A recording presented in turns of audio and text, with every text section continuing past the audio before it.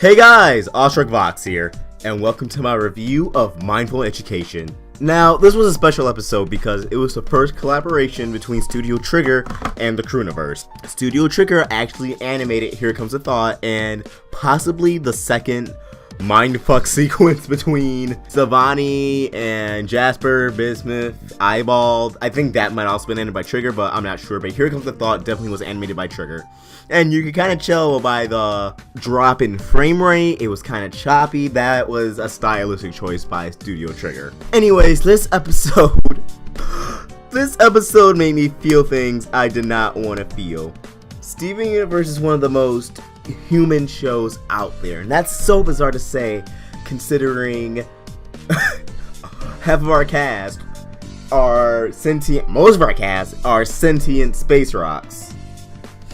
And this episode was about Steven and Connie learning how to focus better as Stevonnie, and Connie's been going through a rough time because she accidentally assaulted somebody at school, an indirect act of self-defense. So Garnet meditates with them to get to the root of this to help them focus better. And we finally have Here Comes a Thought, which Rebecca performed at San Diego Comic-Con.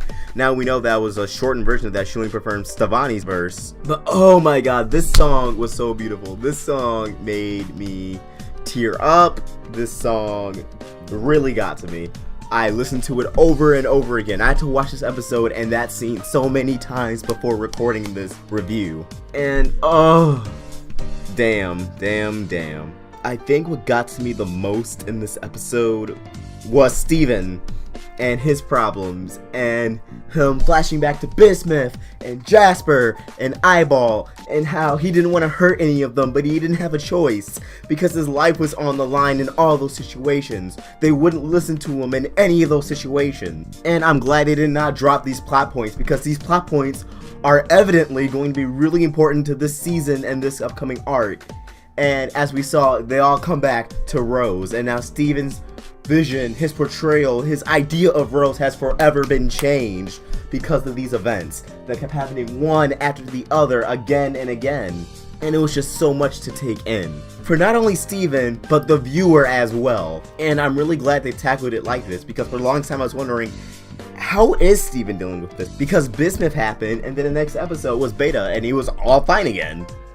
And then Beta and Earthlings and Bubbled happened, and then Kindergarten Kid, he was all fine again. But now we know that no, he is thinking about this stuff. He's trying not to think about it, and it really is bugging him. It's killing him. He is suffering from this, and I feel really bad for Steven, because we all love Steven. Steven's great, and for him to deal with this is really sucky. And as we're experiencing the show through Steven's point of view, we're on this ride alongside Steven. It's sucky for us as well. He's in the situation because of his mother, because of her mistakes, and she didn't really succeed to do everything that she wanted to do.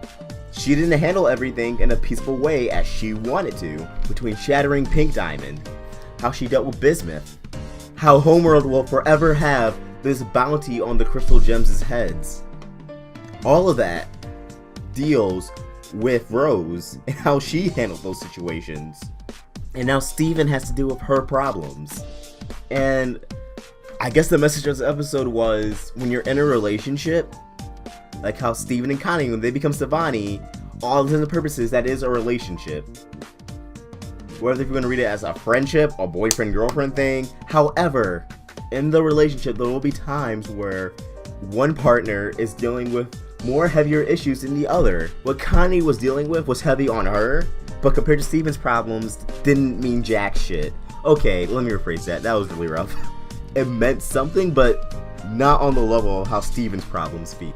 Connie accidentally flipped somebody who, if you guys didn't catch it, the guy's name was Jeff, and he was American Asian. That was actually a younger, cartoonified version of Jeff Liu, one of the writers and composers of the show. Oh my god. Like, when she said, oh, his name's Jeff, I started laughing because I caught that, but I figured a lot of people may have not caught that. So yeah, that was the joke behind that. And also, Stevonnie floating and kicking their legs was kind of reminiscent of Yoshi's Island. I don't know if that was intentional either. And speaking of intentional sly things, Stevonnie's uniform, because of Steven's star, forms a yellow diamond insignia. And honestly, I do think that was intentional in the design. and I do think it means something, but that is for a theory. And also, I really enjoyed Stevonnie's fusion dance at the beginning of the episode, and the Hollow Pearls fusion dances. Hollow Pearls in general have been killing me these last few episodes. But I wonder why Pearl has never used the Hollow Pearls in battle. That's another food for thought. Anyways, I could go on and on and on about this episode, and I really want to, but I don't want this video to get too lengthy. So final thoughts. The song Here Comes the Thought is my new favorite song from the show. It just is. Full disclosure, for the longest time was my new favorite song, then it was Both of You, but no, Here Comes the Thought, it's gonna be up there for a while. A very long time, because I think it's gonna be a very long time until a song comes along that can top this amazing masterpiece of a song. Hearing Stevonnie sing was so good. Her voice is amazing. I love her singing voice. Even if some people might say it's a generic pop voice, or how Estelle wasn't that great at singing in Garden as she was in Stronger Than You or something. It was a calm song, and their vocals fit perfectly for that. And it's an amazing song, honestly. I just loved this episode. I loved this song. And oh, also at the very end, where Stevonnie landed is where Ruby and Sapphire landed in The Answer, in case you guys didn't notice that or were wondering. Or I went back and checked, that's definitely like the same spot, the same area. And I'm hoping, because of this episode, how Connie basically told Steven it's okay to think about it, and you're gonna have to accept those emotions and deal with it, that maybe, hopefully soon, Steven will go back, unbubble Bismuth, unbubble Jasper. I'm not sure about the Rubies. They have a spaceship. They can go out, talk to Eyeball, deal with that head on. Because if he doesn't, it's gonna blow up in his face.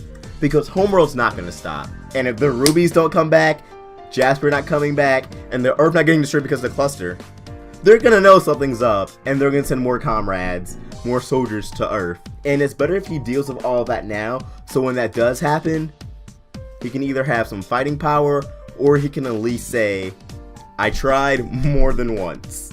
And Steven can't change or save everybody. He may be able to save Jasper, we don't know. I don't know if he's gonna be able to change Eyeball's mind at all. And Bismuth, I'm sure she could be redeemed too. Bismuth really is just one good conversation away, in my honest opinion.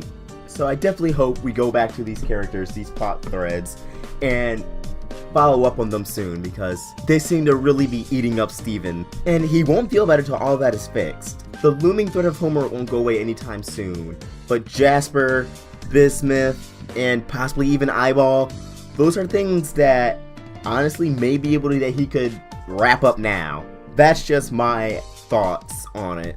Some people may say there's no way he can uncorrupt Jasper so soon. He couldn't even save Centipedal.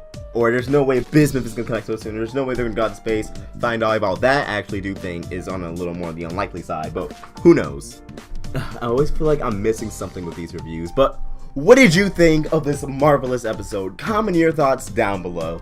And if you enjoyed this video, please like and subscribe. It really helps me out. Now, the character analysis has had a lot of setbacks between my laptop having to get fixed, using another family member's laptop to edit, which isn't as powerful, and I'm going all out with this character analysis. It's going to require a lot of editing, and I've been working on a lot of special things that will not only be used in the analysis, but will be used in every video of mine going forward. And that's really important to me, that I push myself to the best of my abilities to bring you guys good production value for not only the character analysis, but the future of my channel.